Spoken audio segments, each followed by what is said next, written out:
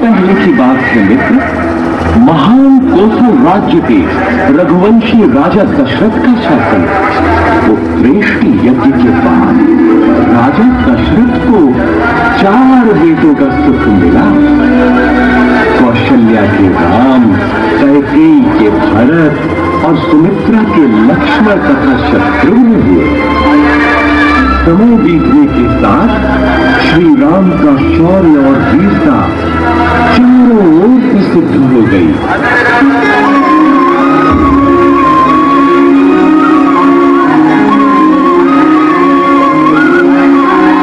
राम लक्ष्मण और सीता के साथ 14 साल का वनवास काट रहे थे। तब एक दिन रावण ने षड्यंत्र रच के मां सीता का हरण कर लिया और उन्हें लंका ले गया। अभी तक वो तुम्हारी रक्षा हो, वर्णन करने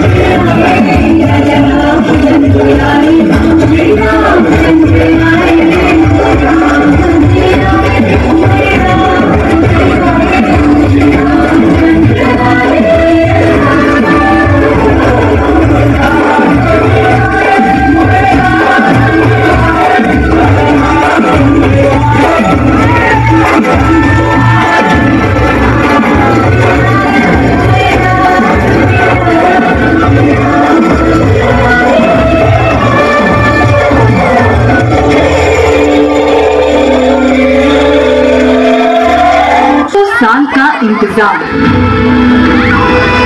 500 घंटों बाद होगा खत्म। करोड़ों लोगों का सपना होगा साकार। भव्य मंदिर में विराजेंगे रामलला। अयोध्या में आज से ठीक 22वें दिन रामलला की प्राण प्रतिष्ठा की जाएगी। 22 जनवरी को दोपहर 12:20 पर प्रधानमंत्री नरेंद्र मोदी की मौजूदगी में नए राम मंदिर में भगवान को स्थापित किया जाएगा।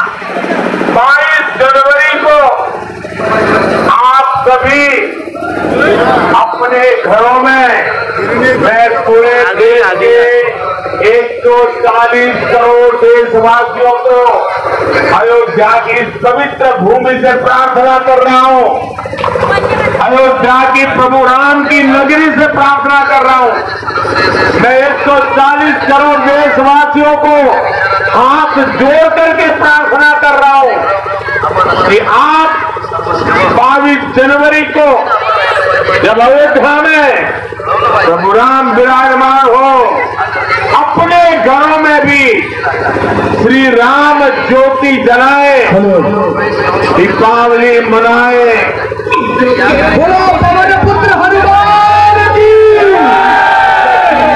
जय श्री राम की, पवन पुत्र हनुमान की, सनातन हिंदू धर्म की, बोले भाई सब संतन की जय श्री राम, जय श्री राम। आताच आपल्याला सांगितल्यानुसार 22 तारखेला शरयू नदीच्या काठावरती प्रभू रामचंद्राचं भव्य दिव्य मंदिरामध्ये त्यांच्या मूर्तीची पुनर्प्राण प्रतिष्ठा आपल्या देशाचे राज्यपंतप्रधान आदरणीय नरेंद्र मोदीजी यांच्या हस्ते होऊ झालेली आहे आणि त्या कार्यक्रमाचं आमंत्रण देऊन, निमंत्रण देऊन, अक्षता घेऊन मी हे घटनातला एक कारसेवक म्हणून, एक राम भक्त म्हणून आपल्या गावाला दिल्ली मोहवायचे मी आलेला आहोत। या कार्यक्रमाच्या निमित्ताने माझ्यासोबत आलेले आमच्या भारतीय जनता पार्टी गोरेगावचे अध्यक्ष आदरणीय संजयजी पारेवार, डॉक्टर लक्ष्मणजी भगत, जिल्हा सदस्य आदरणीय जगदीश गुरुजी, आमचे सभापती मनोजजी भोगचे, माजी सभापती डॉक्टर किशोरजी गौतम, रामभाऊ महाराजी, विश्वजित डोंगरे, आदरणीय सुशीलाताई तारा, आमचे सभापती इंद्रजी बघेले, बाबूरावजी गौतम, सुनीलाजी गौतम, धनलालजी गौतम, या तिन्ही लोकांचे सर्व कारसेवक, सर्व आमचे प्रमुख पदाधिकारी, कार्यकर्ता आणि बंधू भगिनींनो आणि मित्रांनो, आता सांगितल्यानुसार हा जो 22 तारखेचा आपला कार्यक्रम अयोध्येला होऊ घातलेला आहे. संपूर्ण जग, संपूर्ण देश राममय होऊन गेलेला आहे हे आपल्याला माहिती आहे. आणि म्हणून या भव्य दिव्य कार्यक्रमाची रूपरेषा आपल्या सगळ्यांना माहिती आहे. आणि 22 तारखेला आपापल्या गावामध्ये आपण सर्व हिंदूंनी एका मंदिरात एकत्र यावं, एखादा टीव्ही लावावा आणि टीव्ही समोर आपण तो कार्यक्रम जी प्रभुरामचंद्राची आपल्या अयोध्येमध्ये प्राणप्रतिष्ठा होणार आहे तो कार्यक्रम बघावा. आणि सोबतच संध्याकाळी प्रभुरामचंद्र 14 वर्षाचा वनवास करून प्रभुरामचंद्र 14 वर्षाचा वनवास पूर्ण करून कसे आपल्या अयोध्येला परत आले, सर्व अयोध्यावासियांनी आपली दिवाळी साजरी केली. तशीच 22 तारखेला आपण सर्वांनी दिवाळी साजरी करावं हे आव्हान करायला साधू संतांचा निरोप घेऊन ही रथयात्रा आपल्या गावात आणलेली आहे. मित्रांनो, आपलं जे काही मंदिर आहे हे आपल्याला सहजच अशी मिळालेलं नाही. 496 वर्ष आपण संघर्ष केला, 496 वर्ष आपण वाट बघितली. या रामलला ज्या ठिकाणी त्यांचा जन्म झाला त्याच अयोध्येमध्ये प्रभुरामचंद्रांचं भव्य दिव्य मंदिर व्हावं म्हणून आपण सर्वांनी 496 वर्ष संघर्ष केला. आपल्या गावात सगळे दोन्ही सांगितलं, आपल्या गावात सुद्धा अनेक कारसेवक आहेत जे 1990ला आणि 1992ला अयोध्याचे गेले होते. मी स्वतः दोन्ही वेळचा कारसेवक आहे. मी 1990ला पण गेलो, 1992ला पण गेलो.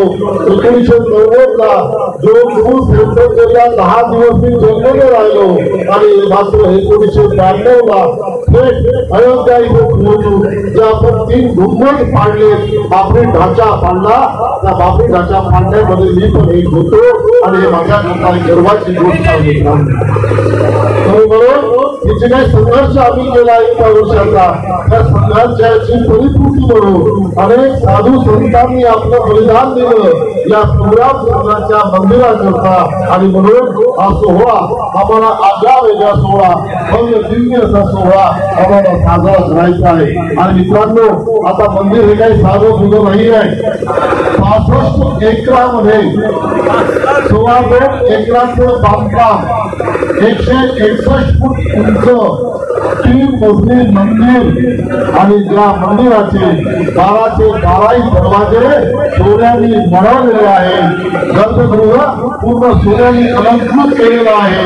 असे आमच्या प्रभुरामचंद्र जे आमच्या श्वासात आहे, जे आमच्या रोमात आहे, आमच्या हृदयात आहे, अशा रामचंद्राच्या भव्य दिव्य मंदिराचा सोहळा आपण सर्वांनी एकत्रित येऊन पाहावा. आणि 22 तारखेला आपण सर्वांनी दिवाळी बनवावी हा संदेश घेऊन आपल्या गावाला हळूहळू आपण 22 तारखेला अशा एखाद्या मोठ्या ठिकाणी एकत्रित यावं, टीव्ही लावावा, तो सोहळा बघावा.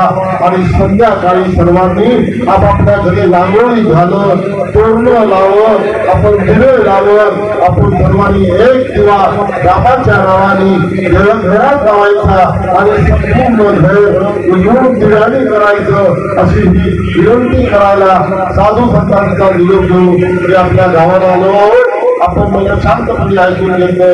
इतक्या मोठ्या संख्येने आपण एकत्रित आलो. आपण सर्वांनी 22 तारखेला कार्यक्रम भव्य दिव्य कार्यक्रम करावा एवढीच विनंती आज विनंती करायला आपल्या गावाला एक कारसेवक म्हणून, एक ग्रामभक्त म्हणून आव्हान मित्रांनो, आपण सर्वांनी मला ऐकून घेतलं. सर्वांचे खूप आभार, धन्यवाद. जय श्रीराम, जय जय श्रीराम, जय जय श्रीराम, जय श्रीराम.